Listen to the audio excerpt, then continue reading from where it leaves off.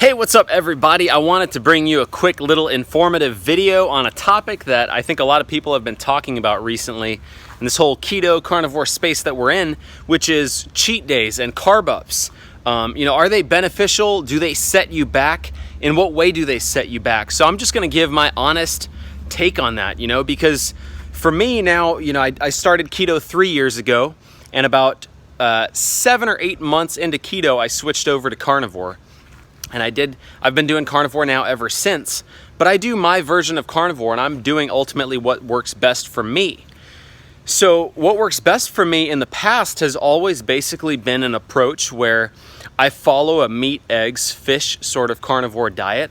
Used to do some dairy, a little bit of dairy, some cheese and cottage cheese Greek yogurts, but it always was really centered around beef, eggs, and maybe fish. I really don't do that much fish. What I would do is once a week, I would have a cheat day. And I'd probably fast a little bit in the morning. I would go train. I would do what I would usually do throughout the day. But I would basically, for lunch or dinner, eat anything. It wasn't a sweet potato cheat day. It wasn't a white rice cheat day. It wasn't a UCAN super starch cheat day. I know a lot of people do those, and I think there's nothing wrong with that. But for me, it was just like a quality of life kind of thing. So I just wanted to have those foods because I wanted to have those foods and I wanted to enjoy them. And I kind of got a little tired of, eating beef throughout the entire week.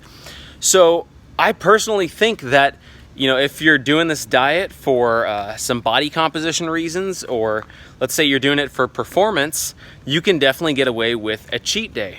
Now, on the other hand, some people are doing this for more maybe therapeutic reasons, or they're doing this to take care of their health. And in that case, you probably would want to stay away from those sort of foods because they're clearly not healthy and they're clearly not serving you. One of the things I realized was, let me switch arms here. One of the things I realized was when I'm training more than about 4 days a week, so let's say I'm training 5 days a week, 6 days, 7 days a week even, I'm burning through so much muscle glycogen and body fat that I would actually get really weak and depleted by the time I'd been doing that consistently. And I would notice that when I included a carb day, I felt great. It really refilled my muscle glycogen. I had better workouts. I filled out a little bit more. So that led me to a little quandary. Do I keep the carb days in? Do I keep these cheat days in? Or do I reduce my training volume, my overall training volume, so that I don't need the cheat days?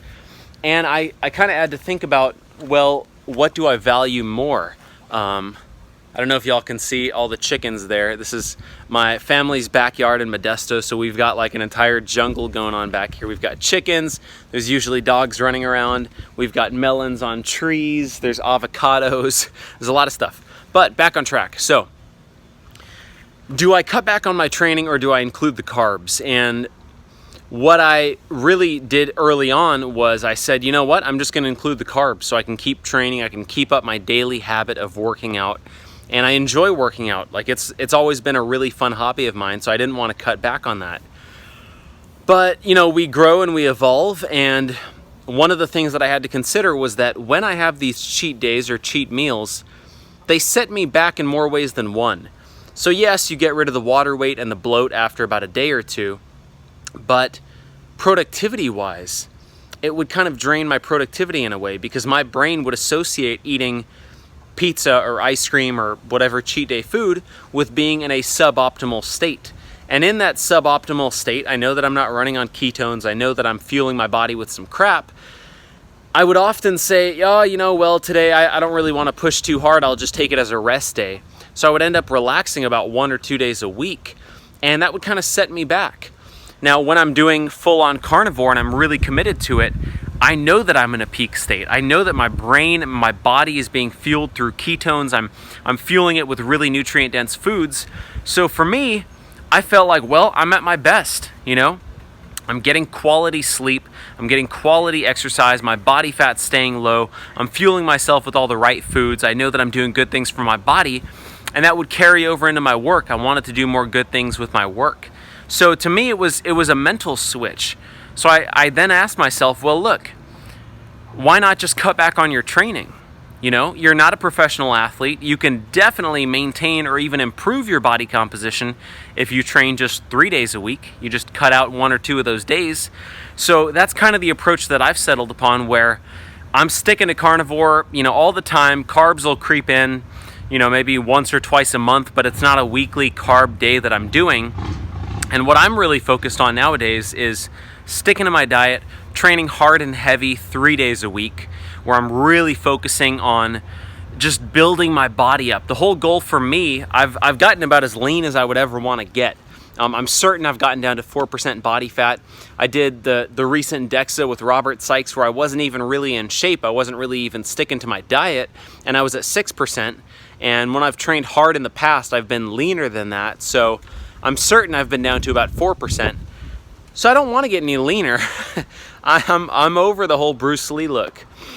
I would prefer like a Rambo look, which for me, I mean, that's going to mean either eat some carbs, fill out the muscles, support more training intensity and volume, or cut back a bit on the training and stick to my carnivore diet. I can absolutely hit hard training sessions 3 days a week. So that's what I'm doing, and that's kind of been my way around cheat days. I think that if you struggle with food addiction, maybe don't mess with cheat days, because that can quickly lead to a cheat weekend and a cheat week, and it can really set you back, and then you gain 10 pounds of water weight and it messes with your mind. You don't want to go through all of that. So if you can avoid them, avoid them. You know, you might need to set a hard rule for yourself. Some people don't do well with that level of choice. It's the same thing with calorie counting. If you're on a calorie counting plan and they're like, okay, well, you know, if it fits your macros, so you can eat whatever you want as long as you nail the macros and you nail the calories. Well, in that case, it's like, why have brown rice when I could have a Twinkie? Or why have brown rice when I could have a Rice Krispie bar and a sweet potato and some pop chips? You know, honestly. So if you have trouble making those decisions with too much freedom, which I personally do when I'm doing a loose diet like that, then cut out the choices. Just do carnivore. Just stick to, okay, well, this is what I'm going to do. I'm going to eat meat, eggs, fish. No carbs, none. And if I do carbs, then I'll allow myself a day to go for it completely. That's why when I would have a cheat day or a carb day, I wasn't doing brown rice. I wasn't doing, you know, sweet potatoes, because to me that didn't feel like a carb day. It didn't feel like a cheat day. It felt like I'm still doing a strict diet. So if that's the case, then why not just do steak and eggs? So to me, it was a mental thing. Like, I wanted to feel like I was off of my diet for a day. So that's my take on cheat days. I don't currently really plan or incorporate them around workouts or into my week.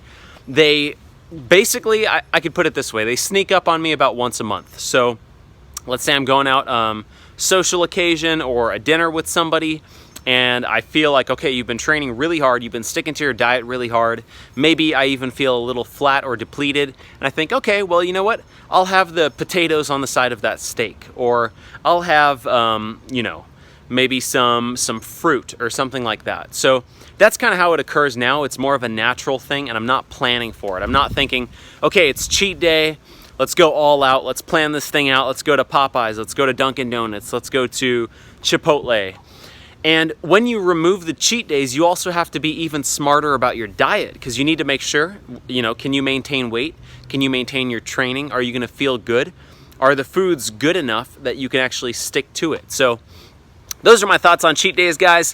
What do you think about cheat day? Let me know in the comments below. I want to know, do you guys do cheat days? Do you have carb days once a week, twice a week, never? Are you one of those people that's very strict? So let me know. I would love to hear your opinions and interact with you guys and kind of share ideas. So peace out. Catch you in the next video.